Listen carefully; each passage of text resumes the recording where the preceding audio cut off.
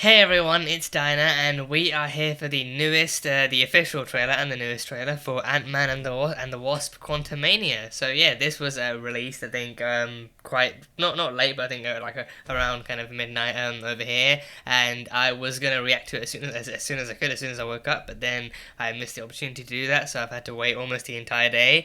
But I'm here now, and yeah, I think this has been generating some buzz online. I think mainly Kang has been trending, so I'm hoping we actually get to see a bit more of Kang in this trailer. We saw some glimpses and stuff of him in the last one in the teaser and everything. So he looked quite kind of ominous and quite, just awesome nonetheless, but still very kind of teasy and everything. He's got like a cool suit and like with the whole blue mask and everything.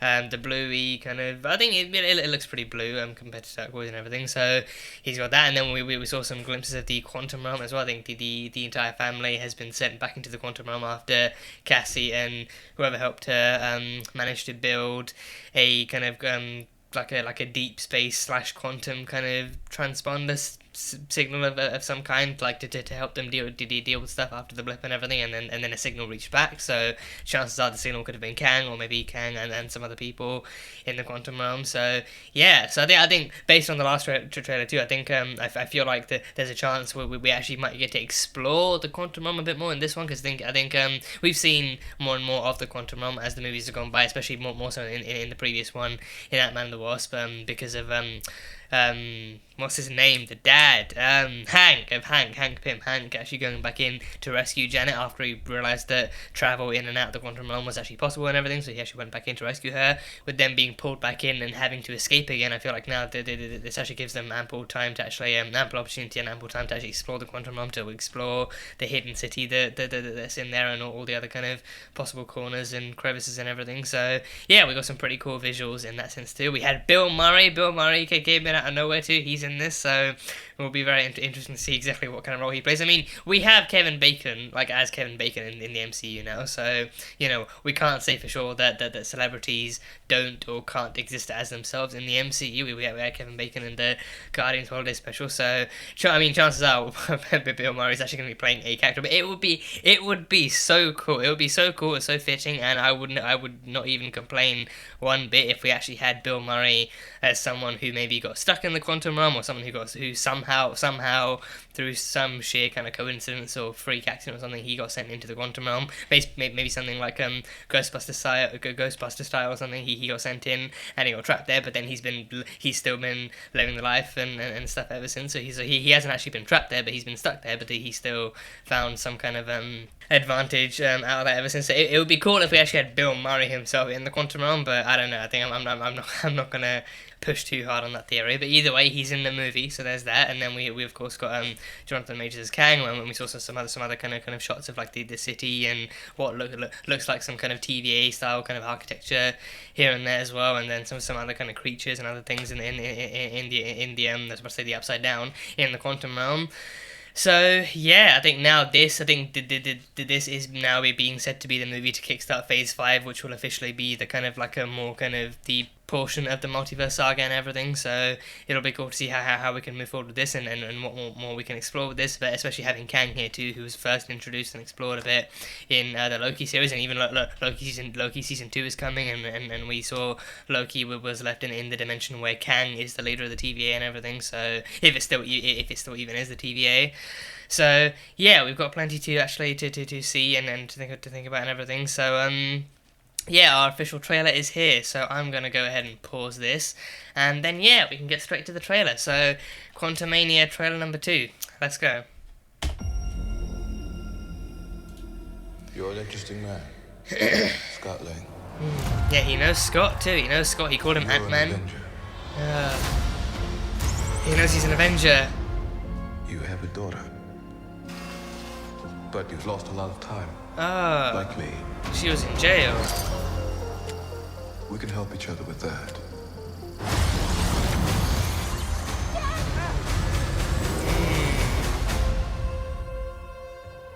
Who are you? I'm the man who can give you the one thing you want. What's that? Oh, he's even got blue eyes. Just leave him alone, yeah. Oh, that's cool. I can rewrite existence and shatter timelines. Yeah. Whoa. You cannot trust him. Double Scott. I don't care who this guy is. I just lost so much. He can give us a second chance. So he can rewrite their history then? But how? Like, make it so that he never lost that time with Cassie? Damn. That reminds me of Avatar. That reminds me a little bit of Avatar. You will bring me what I need. Or everything you call a life will end. God, he's a bit bloodied there. New Dynasty. Oh, God. You may not want her to watch this. We had a deal. Oh, Kang versus Ant-Man. Whoa. What was that? Like a giant head. Thought you could win. Oh, jeez. I don't have to win. We both just have to lose. Oh, my God. Oh. I'm sorry, Cassie.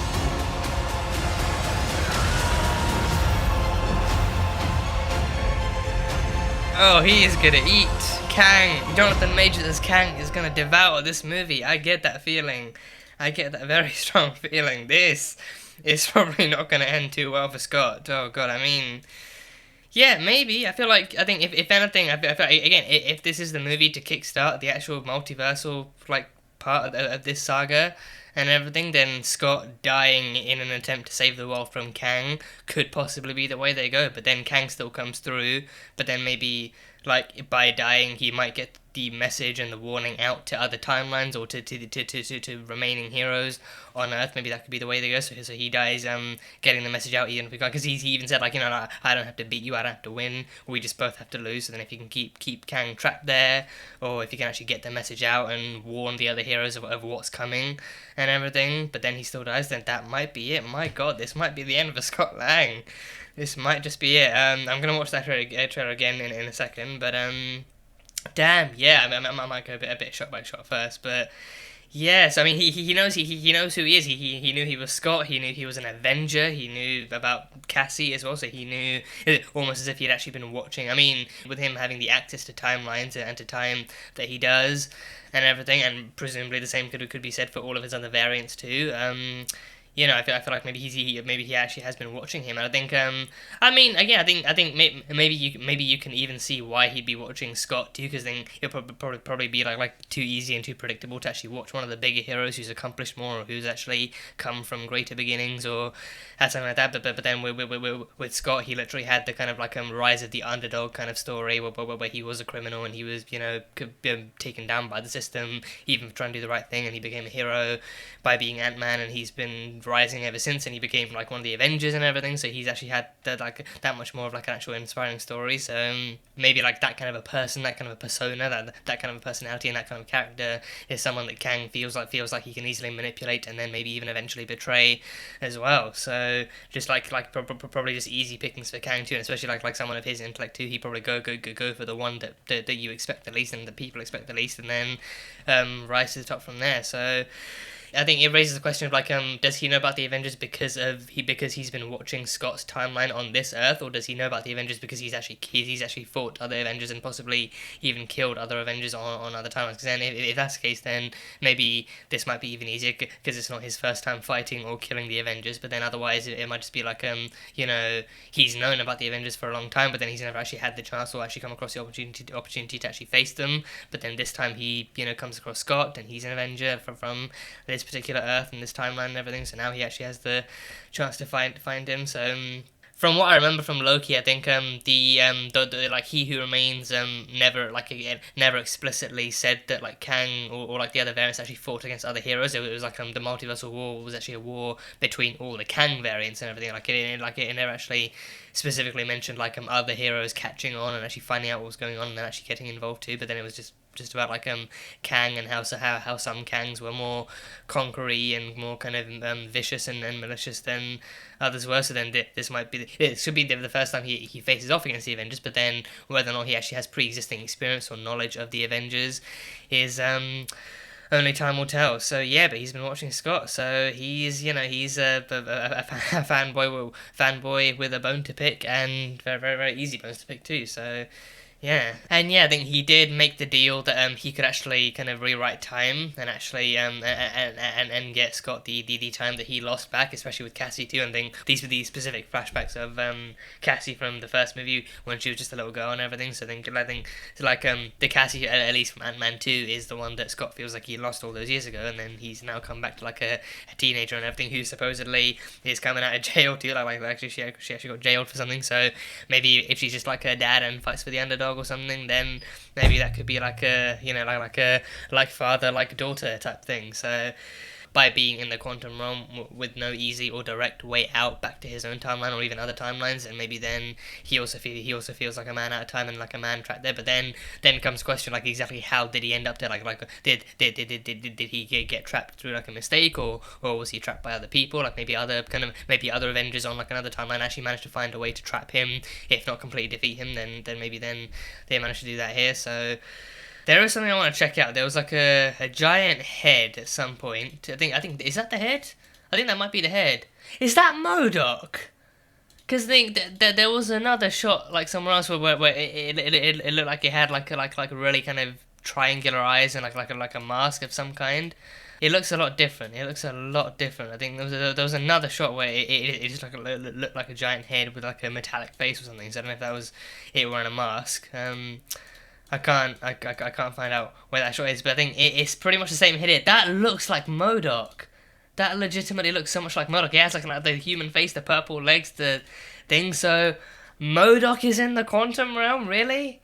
Damn, they actually got the look for MODOK kind of down to a T as well, like a giant head with a stretched out face, sitting in with like teeny arms and legs and everything. So, well, I have no idea who's playing him. Didn't even expect he was going to be in this movie. But I think this could very easily be like one of the more kind of surprise cameos. But there was the MODOK animated kind of series thing that came out recently. I think it's on Disney Plus too. I believe it's Patton Oswalt who plays him. I could be wrong, but I'm pretty sure it's Patton Oswalt who actually voices him. And I think it's like an actual kind of just that. But I think that in that I'm pretty sure Patton Oswalt is the one who actually voices him. But yeah, in this one we actually have a giant head with a face and everything. So that must be MODOK. So MODOK in the quantum realm. So that would be interesting to see. So I think I'm not entirely sure exactly what MODOK's kind of interdimensional travel capabilities are, but if he's here, then you know what, I'm rolling with it. I'm definitely rolling with it. It'll be cool to see him here, and this time it is about getting out. But I think this time, in order to get out, I feel like they might have to go deeper, and especially if they run into Kang, he's going to lure them deeper, and he's going to draw them deeper, and actually give them all these senses of like false hope before he actually finally betrays them and everything. But then in doing so, they're going to get the opportunity to actually see stuff, and maybe even see what Janet saw. But then maybe even Janet might get the chance to see stuff that she never saw before. But then, based on her reaction to coming back to the quantum realm, I think she's already like, I've already seen enough, and I've already had to deal with enough, and everything. So yeah, and I mean Kang, like he has he has a whole army of I don't know if they're duplicates of him. Like if he maybe has like an army of variants, like because I think probably wouldn't make sense, like with it being the multiverse. Maybe he actually has collected like-minded Kangs who are willing to die for him or die alongside each other or something and everything. But then these are ships, and this looks like a whole like kind of station or like a hub of some kind with kind of ships and everything and stuff. So he has like a whole kind of like a base of operations and stuff. So he has like an army like ready to take to war on almost any timeline. But then maybe that's what it is. So maybe then he baits Scott in with the promise of like helping him get back on time. But then even the logic of that, I mean would it completely contradict Endgame? Because then with Endgame, like the only thing that would need to remain is the fact that he comes back 5 years later, but then he, regardless of when he comes back, surely then he gives like the Avengers the information they need, right? But then getting back that lost time, like that doesn't really feel like it would actually contradict too much. But then again, it's Kang, so then it's almost like Mysterio all over again. So like he tells you what you want to hear, what you want to hear. He maybe even gives you what you want or something, like even like on like a minor kind of scale. But then in the end, he's only really looking out for himself, and especially since it's Kang too, he's looking to restart he's looking to escape the quantum realm and restart the multiversal war. So then he can actually kill Scott and the rest of the family too, and then he can get back to the timeline and he can just kickstart everything back up again, and then that just like and then that then leads into Avengers, the Kang Dynasty, and then is it Dynasty or I think I called it Dynasty, or like before, like when I actually said like witness the beginning of a new dynasty, which was a cool tagline, which is a cool as hell tagline. But then before I said dynasty, and now I'm saying this. Yeah, I've heard it said both ways before, so I'm not really sure entirely which one it is, or if maybe one pronunciation is actually accurate, given context or something. But I don't know. Either way, this would lead into the Kang Dynasty, and then the other one being Secret Wars too. So that there's no telling exactly like how big they want to go for this one, or like exactly how they actually want this one to end. If it's him breaking out or him amassing an army now that they know they have a way to get out or something. Yeah, but then even that fight at the end too, like he fully just like he's got Scott all bloodied and battered and everything. I mean, not that badly obviously, but then he's still actually putting Scott through worse than he's actually been before, physically speaking. Because then now I don't know, because then he's already in the quantum realm, so I'm not even entirely sure if he can actually minimize this time. Because then before he's always been able to minimize and enlarge and use his size, no matter which size it is, against his enemies and actually win that way. But with this one, he's in the quantum. I mean, we did see a shot of him in the last one where he was actually giant and still in the quantum realm, so I don't know if that would work, or maybe if for this fight like Kang would disable or alter his suit so that he actually couldn't change his size, so then that way that way Scott would actually have to rely on him being able to fight and everything. But then Scott has had little training besides from controlling the suit and everything, so then because of that, his kind of ability to actually withstand himself in like an actual physical fight is questionable. So then because of that, it's probably going to be even easier for Kang to actually kick the shit out of him and everything as he's doing, because then Jonathan Majors has been working out. There's been photo shoot kind of pictures of him topless and everything, just having put in the work, and he worked out for Creed 3, I think it was, that he was in, as also he worked out for that, he's worked out for this. So Jonathan Majors is not holding back on this, and he shouldn't in any shape or form. So yeah, I think I feel like we can be worried for Kang. We can be worried for Ant-Man and for Scott, but then we should absolutely appreciate the work and the effort that Kang is putting in to make this as badass and as ominous and as as kind of ominously foreshadowing as possible. Like, as in, I mean, if he's absolutely ready to kill Scott in this, then there's no telling exactly how much more effort he's willing to put in to kill any remaining Avengers that might be out there. So it's just, it's going to be a wild ride. So I kind of want to see them do to Thanos in this movie what the TVA did to the Infinity Stones in Loki. Like, the TVA kind of showing that, like, outside of their own universe, the Infinity Stones are basically useless and are even used as paperweights in the TVA. So then I kind of want to see them be like, Thanos was a walk in the park compared to Kang and what he's got coming too. Because then Kang is just like it's just on multiple different levels and everything. So and even more, he's a human with levels of intellect and planning and probably and even physical capability as well. So he is a guy who is prepared and doesn't fuck around. So it's gonna be cool. So yeah, it will be interesting to see where this all leads. So that is the official trailer and my thoughts on said trailer for Ant-Man and the Wasp Quantumania. So yeah, thank you guys as always so much for being here and for watching this video.